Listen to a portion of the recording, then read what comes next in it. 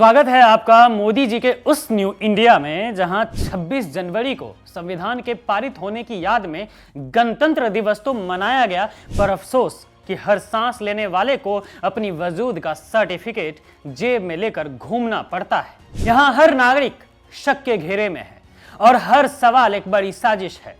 इस नए भारत की सबसे बड़ी विडंबना यह है कि यहां शंकराचार्य को भी अपनी पवित्रता और अपनी गद्दी का प्रमाण देना पड़ता है, जो धर्म के सबसे बड़े रक्षक थे। आज इस सरकार के सामने अपना शंकराचार्य होना साबित करने के लिए मजबूर हैं। क्या यही वह गौरवशाली भारत है जिसका सपना दिखाया गया था 2014 में, जहां धर्म भी अब सरकार की मुहर का मोहताज है? यह सरकार उस दौर में ले आई है जहां एक गरीब को अपनी गुर्बत साबित करनी पड़ती है, एक पीड़ित को अपनी पीड़ा का सबूत देना पड़ता है और एक दिव्यांग को अपनी अक्षमता का प्रदर्शन करना पड़ता है। हद तो यह है कि अरावली जैसे विशाल पहाड़ों को भी यह साबित करना पड़ रहा है कि वे पहाड़ हैं, ताकि उन्हें भूमाफियाओं से बचाया जा सके। यहाँ मुसलमानों से उनकी हिंदुस्तानी पहचान मांगी जा रही है। दलितों को बराबरी के लिए एड़ी चोटी का जोड़ लगाना पड़ रहा है और आदिवासियों को अपने ही जंगल में घुसपैठिया करार दिया जा रहा है। यह कैसा लोकतंत्र है जहां जनता जो कि मालिक हैं वही दर दर अपनी पहचान साबित करने के लिए मजबूर हैं।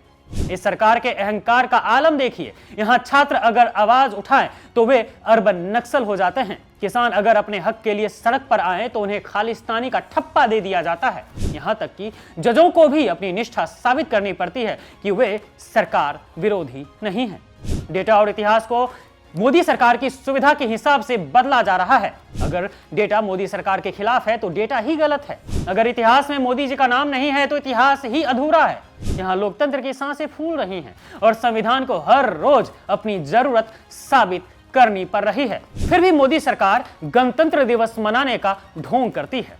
इस पूरे सर्कस में सबसे ज्यादा छूट मिली है उन महामूर्खों को जिन्हें हम मोदी भक्त कहते हैं, जिन्हें हम अंधभक्त कहते हैं। उन्हें कुछ भी साबित करने की जरूरत नहीं है। वे बिना किसी सबूत के देशभक्त हैं, बिना किसी तर्क के ज्ञानी हैं और बिना किसी आधार के दूसरों को देशद्रोही घोषित करने की पावर रखते हैं। उन्हें यह साबित नहीं करना है कि वे मूर्खता की किस हद तक जा सकते हैं, क्योंकि उनकी आंख पर बंधी पट्टी ही उनकी सबसे बड़ी पहचान है।